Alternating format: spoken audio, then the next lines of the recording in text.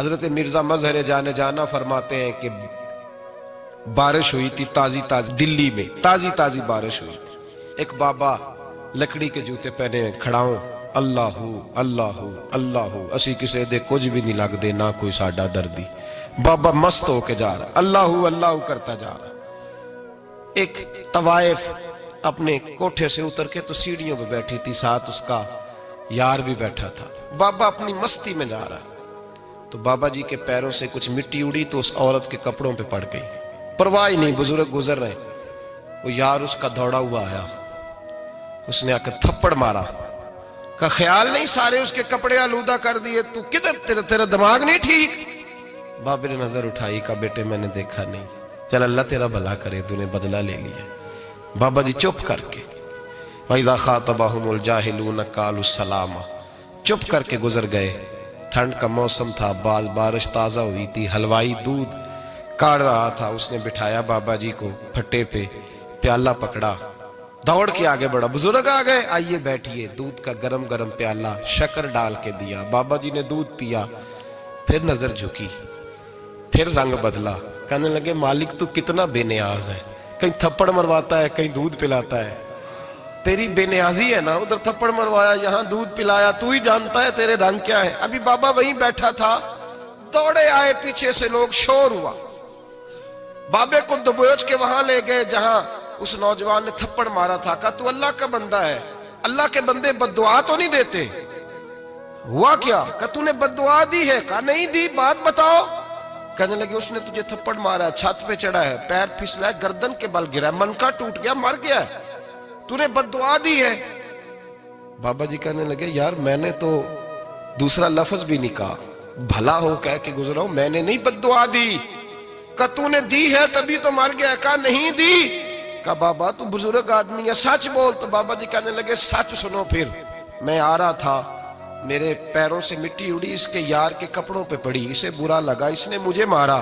جب اس نے مجھے مارا تو میں کوئی لاوارث تو نہیں تھا، جب اس نے مجھے مارا تو میں کوئی لاوارث تو نہیں تھا. مجھے دشمنوں نہ چھیڑو، میرا ہے کوئی جہاں میں ابھی پکار لوں گا، نہیں دور ہے مدینہ. اس نے مجھے مارا تو میں کوئی لاوارث تھا کہ میرا بدلہ کوئی نہ لیتا. اس نے مجھے مارا ہے تو میرے یار کو برا لگا تو اس نے اسے مار دیا ہے، میری تو غلطی کوئی نہیں. یاروں کا جھگڑا ہے، یہ تو دوستوں کا جھگڑا ہے، یہ تو یاروں کا جھگڑا ہے، کوئی غلطی نہیں میری، کوئی غلطی نہیں. خش خش جنہ قدر نہیں میرا، اے میرے صاحب نو وڈیاں، میں تے گلیاں دا روڑا کوڑا، میں گلیاں دا روڑا کوڑا. میں نو محل چڑھایا ہے سائیاں، میں نو محل چڑھایا ہے سائیاں. فرمایا اس نے مجھے لوارث سمجھا تھا کہ تھپڑ مار کے گزر جائے، میرا کو پوچھے گا ہی نہیں. میرے رسول پاک علیہ السلام کے بارے میں رب فرماتا ہے ابھی میں تو تیرے ہوتے ہوئے کافر کو سزا نہیں دیتا کہ تو موجود ہے. یاد رکھیں حضرت فضیل بن عیاض فرماتے ہیں ایک جوان تھا، مسجد میں آیا، لوگوں سے کہنے لگا روٹی کھلاؤ. کسی نے توجہ نہ کی. اس نے کہا میں رب بتانے والا ہوں، میری طرف دیکھو تو صحیح. کسی شخص نے خیال ہی نہ کیا.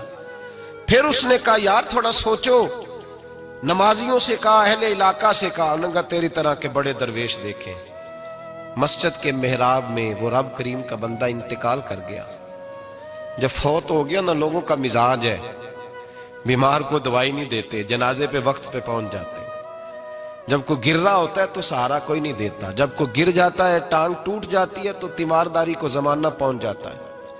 اور بزرگ وہ نوجوان اللہ کا نیک بندہ مسجد کے محراب میں فوت ہو گیا. حضرت فضیل ابن عیاض کہتے ہیں امام صاحب نے اعلان کیا چندہ دو، کوئی لاوارث فوت ہو گیا، کفن دینا. چندہ کٹھا ہوا، کفن خریدا، جنازہ پڑا. عشاء کے بعد دفن کر کے آئے. فجر کی نماز کے لیے جب امام اور مؤذن مسجد میں آئے تو چیخیں مارنے لگے، تڑپنے لگے. دور دور تک آوازیں پھیل گئی، دنیا دوڑی آئی. کیا ہوا؟ کہنے لگے وہ جو تم نے کفن پہنایا تھا وہ یہاں پڑا ہوا ہے، اور دیکھو کفن پہ تحریر لکھی ہے. تحریر کیا ہے؟ عرش کے مالک نے فرمایا میرے دوست نے روٹی مانگی تم نے دی نہیں، اس نے تمہیں میرے قریب کرنے کے لیے اپنی طرف توجہ کرائی، تم نے کی نہیں.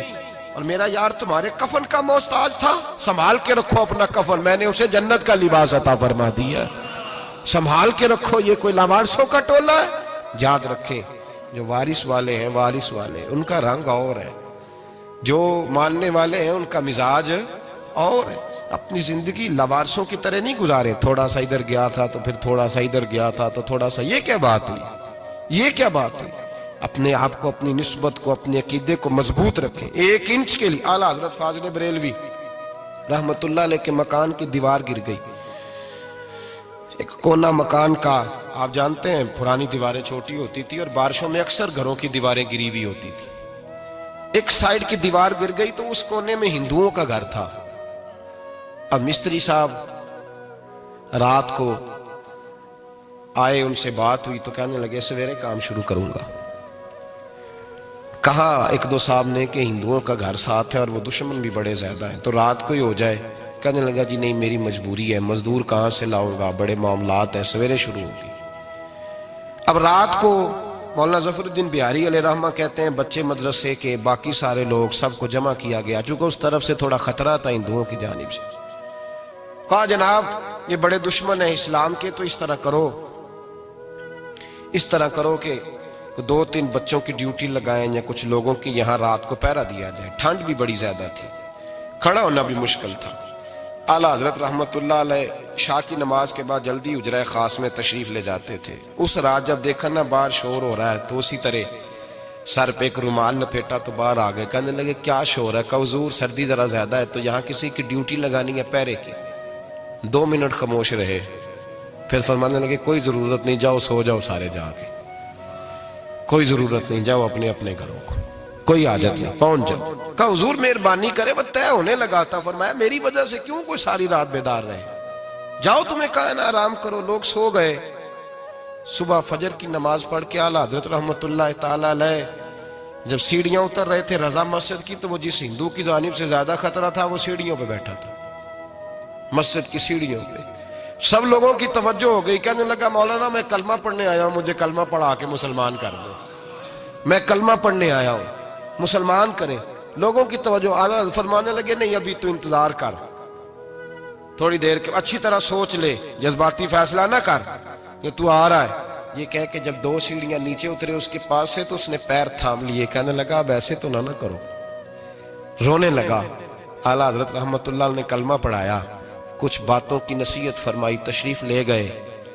گھیرنے والے گھیر کے بیٹھ گئے، کہنے لگے ہمیں بھی بتا بدلہ کیسے ہے۔ کہنے لگا دیوار گر گئی، آدھی رات کے وقت، آدھی رات تک انتظار کرتا رہا، پہرے دار کوئی نہیں، تو 2 تلواریں لے کر جب میں ان کے مکان کی جانب بڑھا، میں نے کہا آج گردن کاٹوں گا اور کاٹ کر کے نکلوں گا۔ کہتا ہے جب میں قریب آیا تو 2 شیر کھڑے تھے، اوپر سے پلٹ کے آیا تو پھر کھڑے تھے، ادھر سے پلٹ کے آیا تو پھر کھڑے تھے۔ فرماتے ہیں میں 2 گھنٹے کے بعد آیا تو پھر پلٹ کے کھڑے تھے، میں پھر 1 گھنٹے کے بعد آیا، سحری کا وقت ہو گیا تو پھر پلٹ کے کھڑے تھے، اب میں ڈر کے بھاگا۔ کہتے ہیں فاضل بریلوی نے اپنی کھڑکی سے منہ باہر نکالا، کہنے لگے اور کتنا تجربہ کرے گا، مجھے تو لاوارث سمجھتا ہے، لاوارث ہوں میں، اور کتنا تجربہ کرے گا، بس کر مان جا۔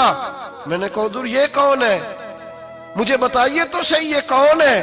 تو کہنے لگے میں نے ساری زندگی رسول اللہ کی عظمت کا دفاع کیا ہے، ساری زندگی غوث اعظم کے نعرے لگائے ہیں، ابھی تو یہ مدد صرف غوث پاک جیلانی کی بھیجی ہوئی ہے، ابھی تو غوث اعظم کی بھیجی ہوئی مدد ہے، مولا علی ابھی پیچھے ہیں، 2 جہاں کے محبوب ابھی اس سے پیچھے ہیں، وہ تو ابھی پیچھے ہیں، پیچھے کھڑے ہیں کہ ضرورت پڑی تو ہم بھی تیار بیٹھے ہیں۔ او بھائی آج رواج ہو گیا، رواج، میں نے 2-4 دن پہلے بھی کہا تھا، لوگ کہتے ہیں نہیں کوئی نہیں ضرورت، سامنے سارا کچھ نظر آ رہا ہے۔ او خدا کے بندو یاد رکھو، نسبت ہے بڑی چیز، جانے تو دو میں اگر کسی کو نسبت میسر آ گئی نا، نسبت، خالی دامن ہی مل گیا، تیرے ہاتھ میں کچھ ہے تو ہونی چاہیے نا، خالی دامن ہی تجھے کسی کا میسر آ گیا تو بچ گیا۔ اپنی نسبتوں کی حفاظت کریں، ان کو مضبوط کریں، ان پر محنت کریں، ان پر توجہ رکھیں۔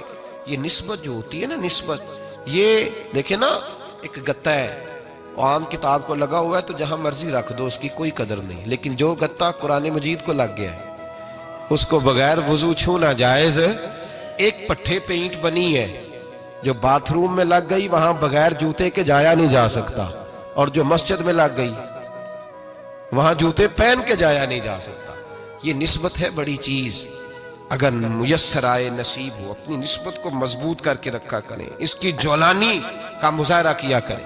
اس نسبت میں روز توانائی آنی چاہیے.